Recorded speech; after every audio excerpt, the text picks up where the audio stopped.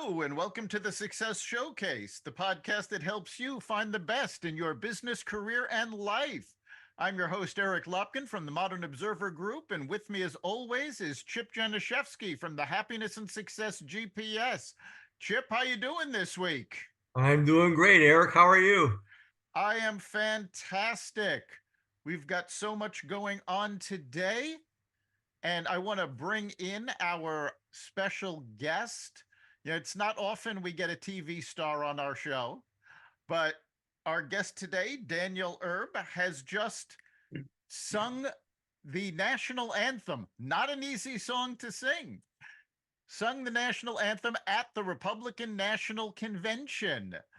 So we have a musician and TV personality with us today. He's also a vocal coach who helps business people get the most out of their voices. So, Daniel, welcome. Well, thank you, Eric, and thank you, Chip. It's just amazing and a wonderful experience to be part of your podcast. Why don't you tell our listeners a little bit about yourself? Sure. Daniel Erbe, and I am originally from Wisconsin. I grew up in Kentucky, and I've been a 27-year professional singer in the career of opera and musical theater, and 13 of which spent in the United States Army as a soloist and member of the Army Field Band's Soldiers Chorus in the Washington, D.C. area. And my service to our country has been through my voice, traveling the country and representing the Army by giving concerts and musical concerts to the American public through the grassroots of America. That is fantastic. So, of course, obviously, with a background like that, you are well aware of the power of your voice and the power of vocals in general. Tell us a little bit about how you help others achieve what they might not think they can with their voices. Absolutely. So I help public communicators and primarily speakers to give them an understanding of their voice, to then be able to impact and influence their audience. And once you know how your voice works, you can be more confident in your presentation. It's more predictable and reliable, less shaky, less nerves, less vocal fatigue. And when you do experience any type of vocal issues, you know how to remedy that by having knowledge over your voice. And by having full command over your voice, you can bring expressiveness and emotional impact. I liken my service to help speakers learn how to sing through their speaking voice. So modulating pitch and volume and tone and inflection, all conveying emotions effectively. But it's understanding the foundation of your voice, understanding the how of your voice, so that you can then have this ability and this ownership and control over your voice and over your presentation to ultimately influence and motivate your audience. So, yeah, as a vocal professional, I think it's just so important to understand how the voice works, because there's so many facets of the voice. It's so much of a multi-dimensional instrument that as speakers, we don't usually think of it as our voice as like a piano or our voice as like a cello.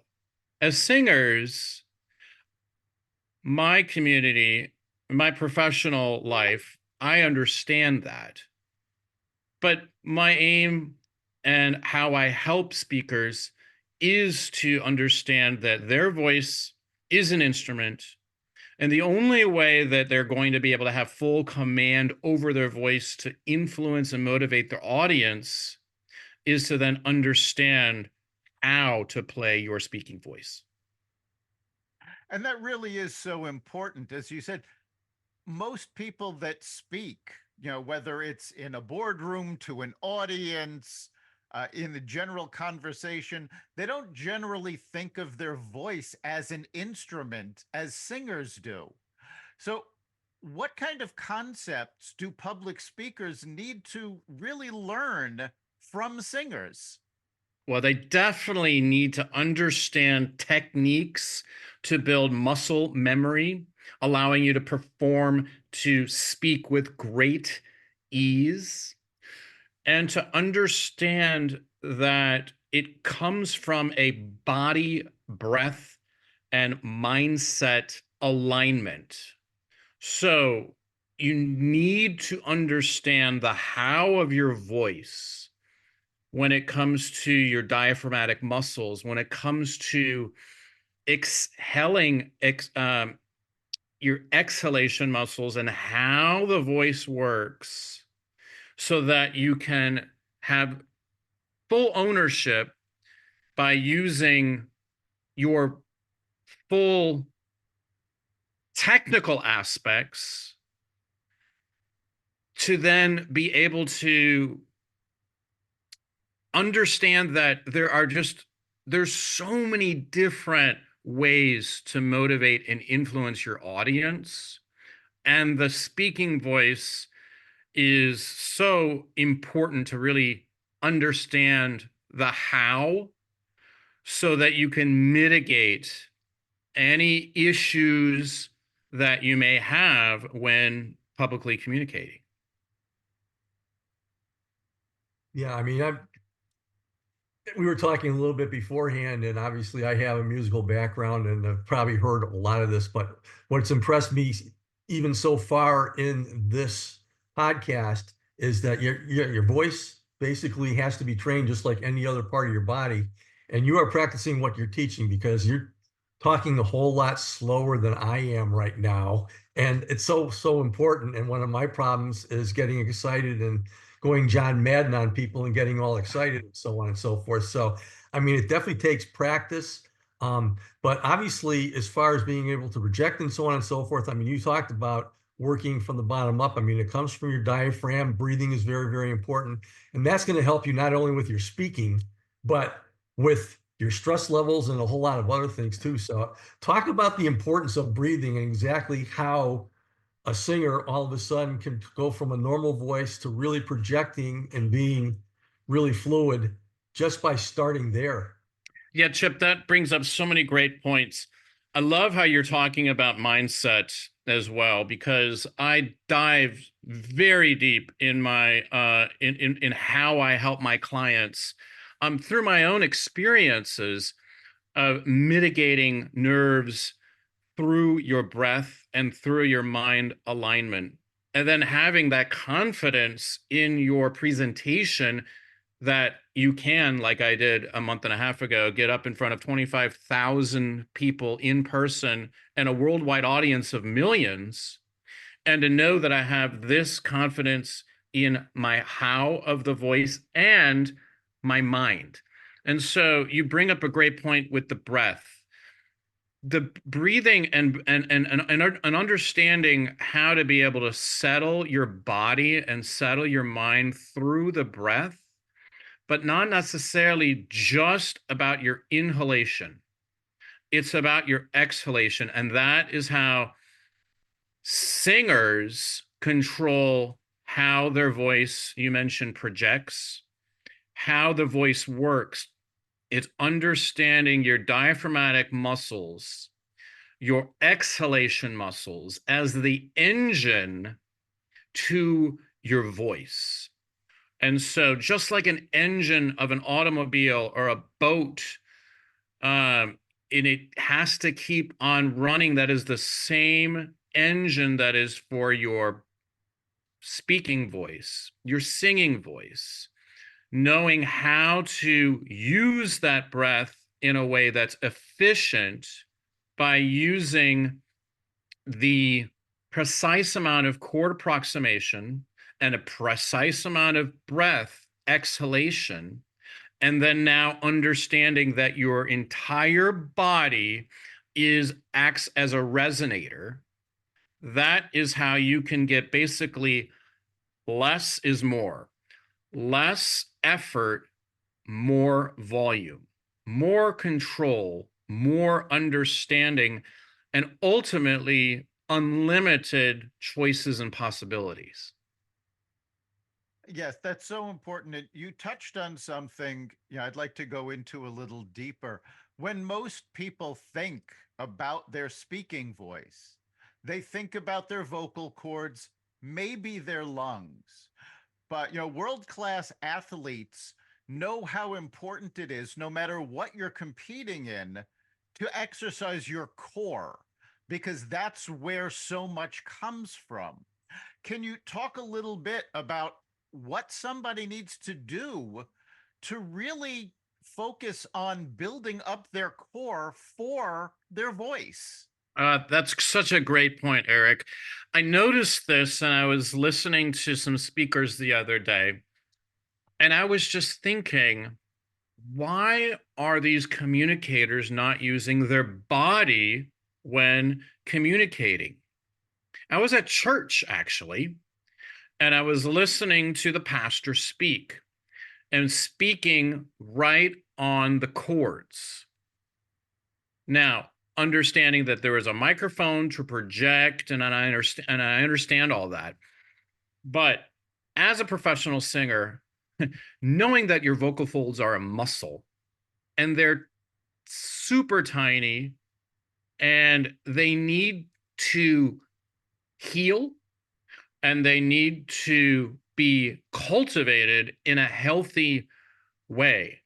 And so athletes understand this. When they're working out a specific muscle group, like say a bicep, they're not just squeezing the bicep. They're using their entire arm to isolate that muscle. In fact, they're probably using their entire core to isolate that muscle. They understand that their energy is coming from their core. And this is exactly what I help my clients with. So, understanding how your exhalation muscles work through breathing techniques, through understanding that your rib cage needs to stay expanded, but the muscles underneath your rib cage also need to stay expanded. Think about when you take an inhalation and your stomach drops out of the way, but your rib cage stays elevated. You want to make sure that that rib cage is taut and elevated the entire time of exhaling your breath or singing or speaking, communicating, and then using those muscles as visualize a life preserver or a balloon. And it basically is outside of your body. And when you think about your exhalation muscles, your rib cage, keeping in that buoyant and taut position of the inhalation feeling, and then the using of your diaphragmatic muscles, which are actually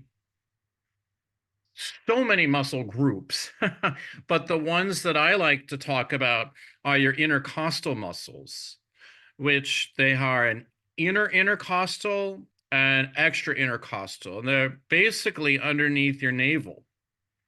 And if you understand that that area needs to start getting engaged while you're feeling this tautness and this feeling of buoyancy, then using that way as an engine and then being able to then exhale efficiently. So some exercises that you can use are you inhale for 5, you keep the expanded feeling for 1, and exhale for 5. But when you exhale, you want to feel underneath your navel. And then you want to take another breath. Inhale for 5, expand for 1, and then go for 10. And then take another breath. Inhale for 5, expand for 1, out for 15. You want to understand that you can start building up these muscle groups so that perhaps you can exhale for 45 seconds, right? And then also using it's hard to talk about it, but in a demonstrating, you can inhale and then you can on an like an S or an F or and you can do that and you can increase your muscle awareness where eventually you can pant. And when you pant, you're starting to release your exhalation muscles. You're starting to then feel that engagement, right? And this is a way that you can really strengthen it. Another way is when you're sitting down. You want to tuck your tush, or even standing, tuck your tush and feel that engagement in your abdominal muscles, that when you start speaking on the breath, like kind of a little squeeze. And if you let me demonstrate. If you can hear that type of now voice, all I did was I used my diaphragmatic muscles in a way that is more engaging. And did you hear that there was a little bit more sound, right? There's a little Yes. bit more volume, right? Now, I'm not saying that everyone has to speak like you're shouting, because you're actually not shouting. You're just using a more engaged connection, and you're giving yourself more possibilities. And also, when you understand some of these type of technical, you can bring back the volume, but you're doing so in a way that is still connected to your voice, that when you want to bring it in more dynamics and phrasing and articulation, you have ultimate control because you understand how that breath works. Yes, and it is used by singers constantly. And in fact, what you're describing with the 5 inhale and exhaling over 15, 30, 45, this is actually the key to how most vocalists maintain an extended note, which if you're not a singer, you look at that and go, oh my God, singing that for, 4 or 5 seconds, all of a sudden you're out of breath. This is actually how it's done. And it is very important to be able to do that in a presentation, because when you're talking to an audience, I have been in numerous presentations where all of a sudden a microphone that I was supposed to have wasn't working, didn't show up, and I've still got to reach the back of the audience. Yeah, absolutely. And another point is sometimes when you're experiencing vocal fatigue, when you're experiencing that your voice isn't quite working the way that you normally feel is working, how do you put your voice together when you're not feeling 100%. Singers do deal with this every day. I mean, you really think that a singer feels 100% every single time they open their voice? No. But how do you get to your voice to be at that performance level? Now that takes skill, but that takes an understanding of how the muscles work so that you can start slowly uh, warming up your voice, warming up your mind, understanding the vocal function, the function of your vocalis muscle.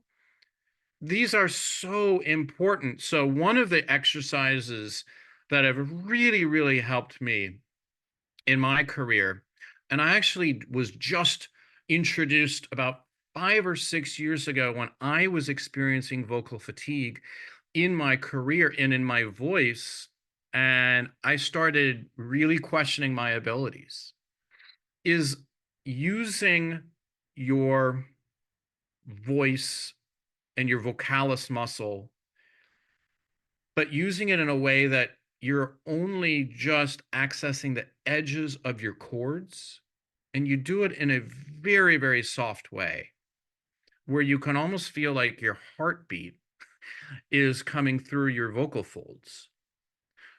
But if you can master this, then you can really understand how that breath and how the chords work. And you know that you don't have to use so much voice, so much breath, so much chord approximation. So, to demonstrate to your audience, in the mornings and at night, I will do these vocal function exercises religiously because it gives me then more mm, understanding of where the voice can be the next day because I've set myself up in a position of success. So just a little demonstration, starting at the lowest part of your voice on an O vowel, O, and then going to the top of your voice like a slide. Ooh. And then again. Ooh. And then you go from the top down.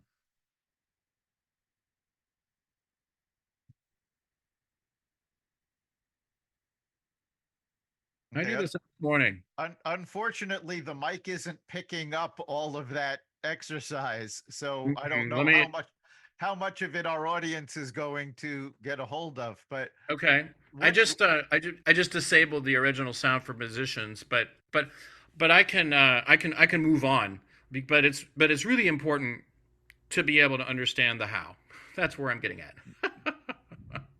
I get, what we've talked about, there is certainly skill involved, there is certainly knowledge involved, but it seems to me throughout this conversation, it keeps coming back to the old joke in my head. How do you get to Carnegie Hall?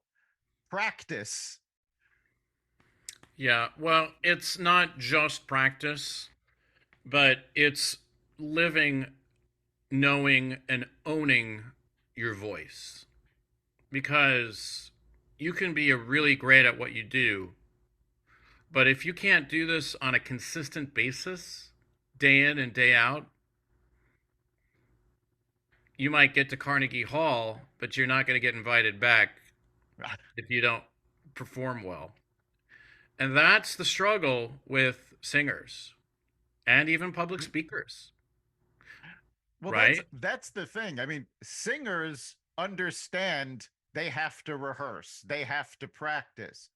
Most people who have to do a presentation, they're under the impression that, oh, they'll spend all of their time working on the PowerPoint slides and get that looking brilliant, but then they won't practice the presentation and the speaking part of it. And if you really want to make an impact, that is crucial. I always, especially when talking about public speaking, I always use Steve Jobs and his keynote addresses as an example. Steve Jobs rehearsed every line. He knew everything that was going to happen. He worked with the equipment over and over again to make sure he had everything down.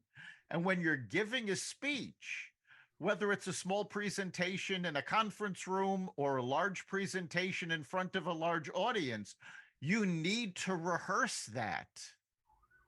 Yeah, Eric, that's a great point, and I'm gonna build upon that too, because there are ways to rehearse that are helpful, and there are ways to rehearse that are harmful. Saying the words over and over and over and over and over and over and over again, that is not going to be helpful, right? But knowing that you can give yourself inflection points, knowing that you can give yourself climaxes, knowing that you can give yourself a way to pull back, it's the same as singing. You've got a piece of music.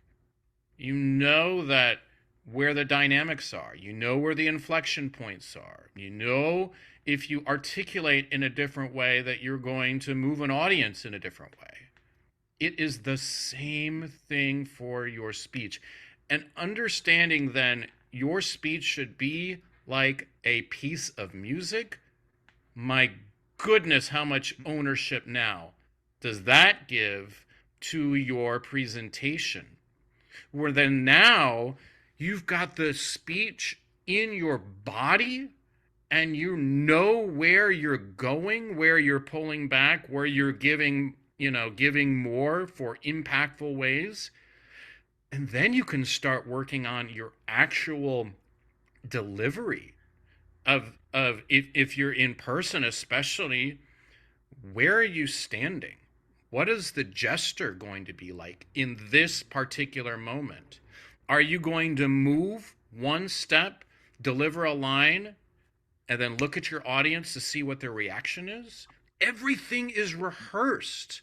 And this is where I believe that public speakers, they don't quite understand the real impact of going from average to exceptional. And exceptional is purposeful, meaningful, and everything has a plan. And so that's what and that's another thing. It's not just 100% about the voice. The voice is the cake, right, that we're baking. Mm-hmm. But the icing on the cake, you still have to have that icing on the cake to be able to then, put that cherry on top.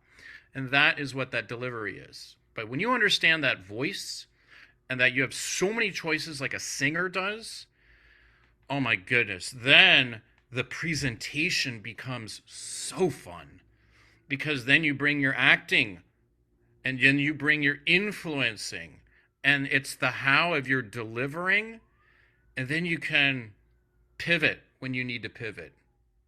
You can look at the audience and see how you're impacting them, and then it's just a level up. You talk about Carnegie Hall. Well, first of all, you probably need to start at your own community center stage and get that really, really, really good before you go to Carnegie Hall. And it's the same thing with public speakers. You need to understand that there's where to start, there's a place to start, but you need to conquer that place before you keep on going higher and higher and higher, and then eventually getting paid to speak for 25,000 people in an audience, right?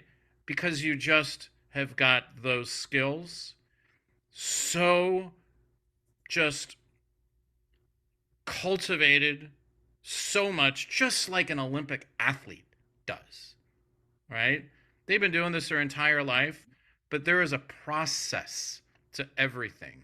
It's the same thing as speakers. So Very true. And we've been using singers as an example, but the same thing goes if you take a look at stand-up comics.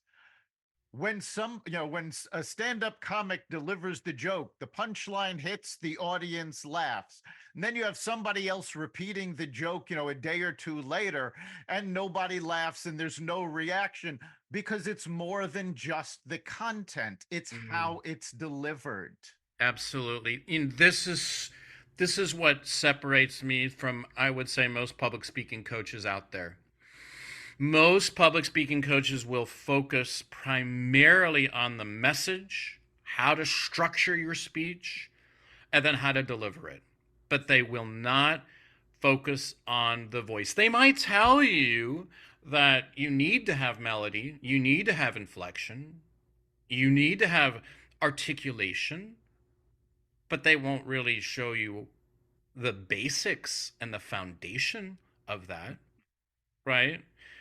When you understand the how of your voice through mindset, breath, body alignment, then you can start applying that slowly to your speaking, slowly to your presentation, and then singing through your speaking voice, using your muscles, your diaphragmatic muscles, understanding that you have so many different choices in your voice and in registration of your voice as well, and how to build that voice.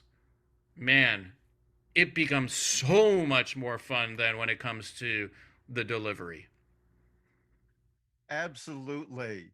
And we are just about at the end of our time. So if somebody wants to find out more, engage you as a vocal coach, how can they do so? On my website, www.danielerbe.com. I'm also on LinkedIn and Instagram as Daniel Erbe Official, and on Facebook, daniel.erbe.96. You can find me as well in the Authentic Voices program on Facebook. That is the name of my program. But I primarily do hang out on the social media, on LinkedIn, especially because, my target audience, my ideal client, is a professional wanting to elevate their speaking skills from average to exceptional, to own their audience in the boardroom or on the public speaking stage. And knowing that having full command over their voice ultimately is going to provide more sales for them, increasing their revenues because they're able to then influence their audience in a way that's unlike anyone else. And it gives you just so much more confidence. And ultimately, like, that's what we're doing. We're having confidence so that we can influence and motivate. Fantastic. Thanks so much for being here this week. Chip, what do you think is the big takeaway for our listeners from this episode? Now, first of all, it's a pleasure having you here today, Daniel. This was very, very educational and inspiring. And again, looking at speakers, we talked about the message, and the delivery is so, so important. And the message, as far as that goes, and what you're doing for people is helping them make their message and delivery memorable, a takeaway. But when it comes to the individuals out there, because not everybody's striving to be speakers and so on and so forth, a personal takeaway just to help you out with your own metabolism and your stress levels and so on and so forth is if you can develop a system of breathing exercises like you were talking about when you're feeling hyper or this or that or whatever, and put that into part of your daily routine while you're doing all of your other exercises. It's kind of like a fallback default that you can go to when things are getting tight. And I think that message for everybody out there is something that they got to learn. And I know there's all kinds of videos on YouTube and this and that, whatever, that kind of talks about breathing exercises, but you talked about the core and exactly how it works. And I highly, highly recommend that people do that for their own good. Thank you, Chip. I appreciate that. And an understanding then there is a openness and a uh, a relaxation, but a motivated and energized relaxation. So you probably hear this in yoga and any type of exercising, right? You need to um, take uh, the pressure and the stress away, and you need to relax and learn how to relax. But there's so much more to than relaxation, because you can be so relaxed but then not energized. But you can use that energy in your breath that ultimately will help any type of, mental stress, emotional stress, and it just gives you this clarity and this focus and this energy. So thank you, Chip. Yeah, I think for me, the big takeaway is really that it's more than just the sound of your voice. You're talking about increasing influence, increasing confidence, increasing relaxation. And all of that combines to make what you're saying more compelling. So, working on your voice has more benefits than just the sound of your voice. Even if you never have to do any public speaking, there are benefits to working on this. You've been listening to the Success Showcase. You can catch every episode at xvadio.com, the Apple Podcasts app, Google Podcasts, Spotify, iHeartRadio, Audible, Amazon Music, and wherever you find podcasts. Remember, make this your best week ever and make next week even better. We'll see you then.